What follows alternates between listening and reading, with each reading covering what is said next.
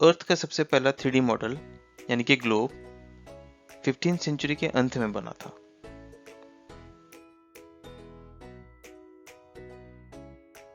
Fifteenth century के मध्य तक ज्यादातर लोग मानते थे कि अर्थ फ्लैट है। उस समय के आधुनिकता के हिसाब से ऐसा मानना गलत भी नहीं था, पर आज भी कई लोग हैं जो ये मानते हैं कि अर्थ फ्लैट है। उनका मानना है कि स्पेस से अर्थ गोल नजर आती जरूर है, पर है नहीं। वो मानते हैं कि स्पेस से अर्थ गोल दिखना बस एक नजर का धोखा है और ऑप्टिकल इल्यूजन है। असल में अर्थ फ्लैट है। ऐसे विचार वाले लोगों ने 1956 में international flat earth research society नाम से एक संगठन बनाई, जो सारी दुनिया में जाके लोगों को ये समझाने की कोशिश करती है कि अर्थ गोल नहीं, फ्लैट है। आप इस थ्योरी के बारे में क्या सोचते हैं, कमेंट्स में बताइएगा। 15th सेंचुरी में कई लोग ये मानते थे कि दुनिया में सिर्फ 3 ही महादेश हैं, अफ्रीका, यूरोप और एशिया। ज्यादातर ट्रेडिंग भी इन्हीं 3 महादेशों में हुआ करती थी। उस दौर में भारत भी कई देशों के साथ समुद्री व्यापार करता था और कई सारे नाविक और खोजकर्ता समुद्र के नए नए रास्तों को खोजने में जुटे हुए थे। उन्हीं में से एक थे क्रिस्टोफर कोलंबस। उन दिनों भारत के साथ व्यापार के लिए पूर्वी छोर का रास्ता पता था, पर क्रिस्टोफर कोलंबस मानते थे कि अगर पश्चिम की ओर से जाया जाए तो भारत जल्दी पहुंचा जा सकता है। इसी सोच के साथ जब वो पश्चिम की तरफ भारत की खोज करने के लिए निकले,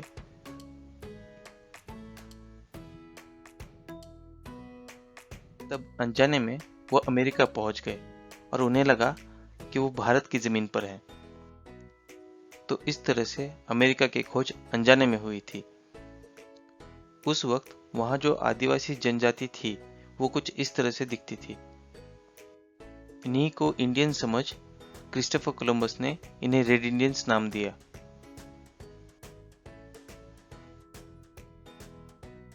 अमेरिका की खोज के बाद दुनिया जान चुकी थी कि इस अर्थ के 3 महादेश के अलावा भी कई महादेश हैं।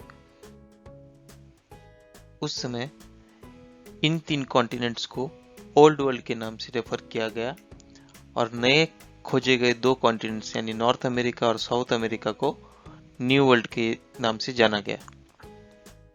इसी तरह से 1770 में ऑस्ट्रेलिया की खोज हुई, जो कि की थी कैप्टन जेम्स कुक ने, और शायद इन्हीं के नाम पे हम बचपन में कैप्टन कुक नमक खाते आए हैं।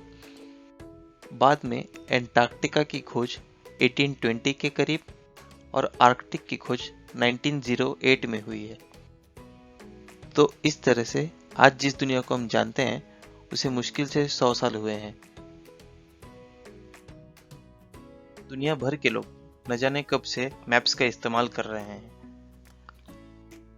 व्यापार के लिए नए नए रास्ते खोजते रहे हैं। पर जैसे जैसे हमारी दुनिया बड़ी होती गई, मैप्स बनाना भी मुश्किल होता गया। इसी मुश्किल को सुलझाने के लिए गेरार्डस मीरक्रैटर ने अर्थ का मैप बनाया। यह मैप काफी हद तक सटीक है और आज भी हम इस मैप का इस्तेमाल करते हैं, पर इसमें कुछ खामियां हैं, जैसे कि हर एक देश इसमें अपने सही साइज के हिसाब से नहीं है। आगे समझते हैं कि क्यों नहीं है। मीरक्रैटर के मैप पे देशों के गलत साइज को समझने के लिए हमें डेवलपमेंट ऑफ सरफेस समझना होगा। डेवलपमेंट ऑफ सरफेस वो प्रक्रिया है जिसमें किसी भी ऑब्जेक्ट के सरफेस को खोलकर जमीन पर बिछा दिया जाता है। उदाहरण के तौर पे ये जो बॉक्स है, इसको अगर मैं खोल के जमीन पे बिछाना चाहूँ, इसके सरफेस को अगर मैं खोल के जमीन पर बिछाना चाहूँ तो वो कुछ इस तरह से दिखेगा। उसी तरह से मैं इस ट्यूब, इस प्रिज्म या टेट्राहेड्रॉन या कोन, इन सब को मैं खोल सकता हूँ। इन सब को मैं खोलकर जमीन पे इस तरह से बिछा सकता हूँ। बस दिक्कत आती है तो स्पीयर के साथ, इसको खोलकर बिछाना लगभग नामुमकिन है। और इसी वजह से दुनिया में आज जितने भी अर्थ के मैप अवेलेबल हैं वो सारे गलत हैं, यहाँ तक कि गूगल मैप्स भी। ये सारे मैप दुनिया के देशों के सही साइज को नहीं दर्शाते। तो अगर मैप्स इतने ही गलत हैं तो हम ग्लोब्स का इस्तेमाल क्यों नहीं करते? नेविगेशन के लिए ग्लोब्स का इस्तेमाल नहीं करने के मुख्य 2 कारण हैं। पहला, इन्हें कैरी करना थोड़ा मुश्किल होता है। अब आप कहोगे कि डिजिटल वर्ल्ड में इन्हें कैरी करना तो उतना मुश्किल नहीं है। हाँ, डिजिटल वर्ल्ड में नहीं है, पर डिजिटल वर्ल्ड में भी हम छोटे डिस्टेंस का मैप ही ज़्यादा इस्तेमाल करते हैं। और दूसरा कारण यह है कि इसमें नेविगेशनल रूट समझना थोड़ा मुश्किल होता है। फॉर एग्जाम्पल, अगर मुझे फ्लोरिडा से मुंबई आना है,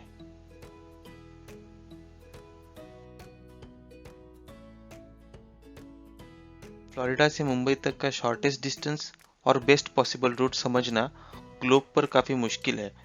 और यही चीज़ अगर मैं मैप पे देखूं तो वो काफ़ी आसान समझ में आता है, इसलिए मैप्स का इस्तेमाल ज़्यादा किया जाता था।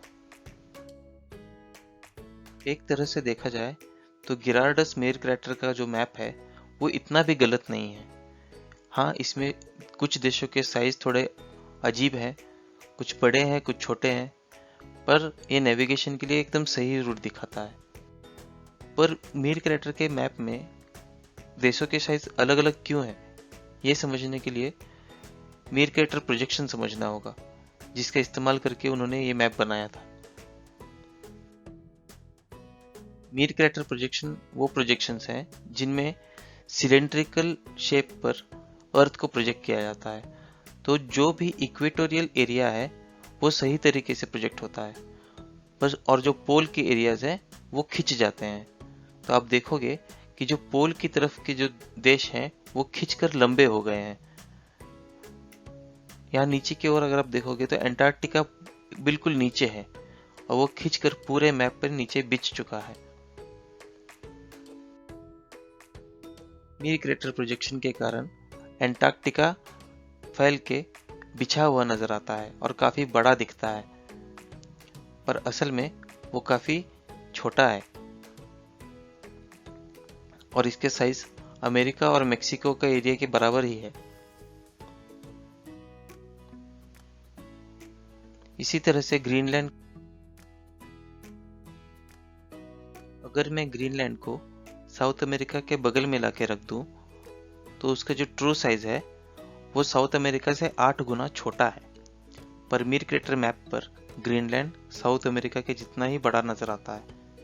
उसी तरह से ब्राजील कनाडा से बहुत छोटा नजर आता है, पर कनाडा और ब्राजील का एरिया लगभग सेम ही है। मेयर क्रैटर के मैप पे देशों के साइज का गलत होने की वजह से एक और समस्या पैदा होती है।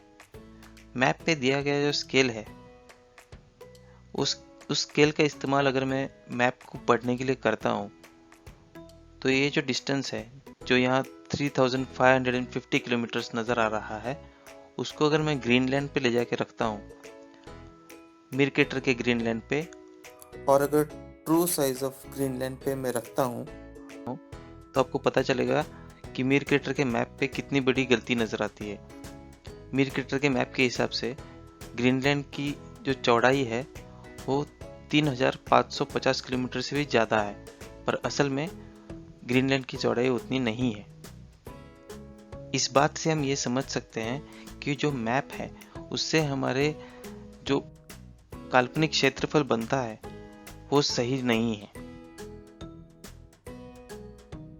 पर आज की डेट पे मेयर क्रैटर प्रोजेक्शन से बेहतर मैप या बेहतर प्रोजेक्शन अवेलेबल नहीं है जो नेविगेशन के लिए सटीक हो। ये नेविगेशन के लिए सटीक है पर डिस्टेंस और कंट्री के साइज के लिए ठीक नहीं है। यहाँ तक कि गूगल मैप्स पे भी अगर आप देखो तो वो भी मेयर क्रैटर प्रोजेक्शन का ही इस्तेमाल करती है। तो आज की डेट में सबसे बेहतर जो मैप अवेलेबल है वो मेयर क्रैटर मैप ही है।